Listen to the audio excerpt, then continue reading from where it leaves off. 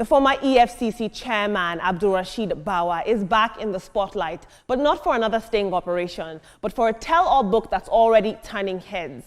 The book is titled The Shadow of Loot and Losses, Uncovering Nigeria's Petroleum Subsidy Fraud, and it dives deep into one of Nigeria's biggest financial scandals, the subsidy mess that cost the country trillions of naira years ago. Now, Bawa, who led the special EFCC team during the 2012 subsidy probe, shares explosive details about how companies faked documents, claimed money for fuel that was never imported, inflated shipment volumes, and even smuggled subsidized fuel across borders for profit. From ghost importation to double claims and doctored shipping records, his book outlines how elaborate this scam was and how systemic corruption made it possible for so long. Another story. Former EFCC chairman Abdulasheed Bawa on food fuel subsidy fraud in Nigeria. He said several times Nigerian government had engaged in ghost importation and over-invoicing, using it as an avenue to loot the national cake, where Bawa had done well by letting Nigerians know what happened in the past. But the problem here is that it's late, and how many of them did he arrest as the EFCC chairman then? To me, I don't even see any reason he's writing such book by now, when he knew very much he's one of them before. We don't blame any of them either. This is the same man who planned with Emefiele, the former CBN governor, to redesign Naira. Nigerians can testify how they suffered at that time just because of other person's selfish interest. In other way around, we are not surprised. What do you expect again from them when their toughest chairman is the one piloting everything? They will come out and tell Nigerians they want to remove subsidies, but in other way around, they are doing another thing. Till tomorrow, corruption and fraud still flows in Nigeria. It can only stop if bad influence and bad leaders are removed from the system. Go to other countries who do the same oil like Nigeria. You understand that one thing is disturbing us in this country, and if that thing is not fought properly, the suffering still continues. I tell people, every single thing happening now in Tinubu government is a written proposal by the former president of Nigeria, Muhammadu Buhari. APC government. Fuel increment started during his tenure. Before now, many people know they praise him, say his tenure was fair compared to Tinubu tenure. Ladies and gentlemen, permit me to announce to you that if Buhari is the current president, he would have done the worst. Bawa is writing book now. He forgot how they arrested innocent people working to put food on their table because it's out of the system. He now knows that Nigerian government is looting the national cake. Nigerian government, everyone should pray for God's intervention. If not, in the next 20 years, if this set of people are still on seat, I wonder what will become of the country.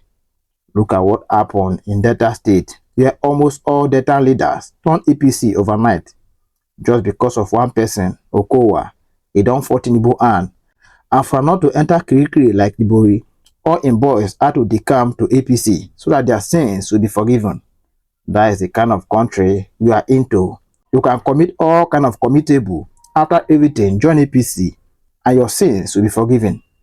Every time Nigeria borrows some of this, some of that, where all this money are entering, we don't know. Masses keep suffering. In 2027, they will come out again and make empty promises. After election, everyone find their way.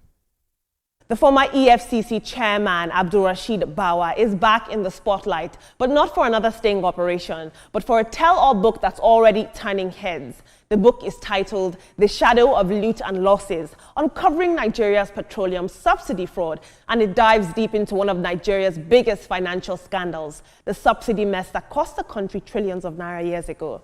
Now, Bawa, who led the special EFCC team during the 2012 subsidy probe, shares explosive details about how companies faked documents, claimed money for fuel that was never imported, inflated shipment volumes, and even smuggled subsidized fuel across borders for profit. From ghost importation to double claims and doctored shipping records, his book outlines how elaborate this scam was and how systemic corruption made it possible for so long.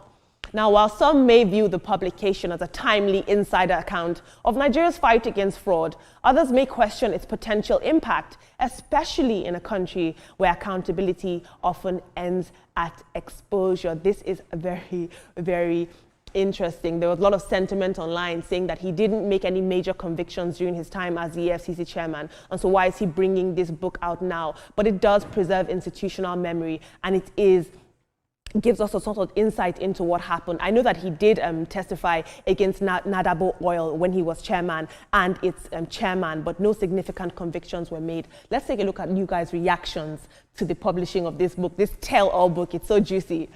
Johnson says, how many did you jail while you were the EFCC chairman? No one. You were only playing along with the looters. And now you've left the commission, you're releasing one useless book. Nobody should listen to you because you already know there is heavy corruption in the sector. I take it you will not be buying the book, Johnson.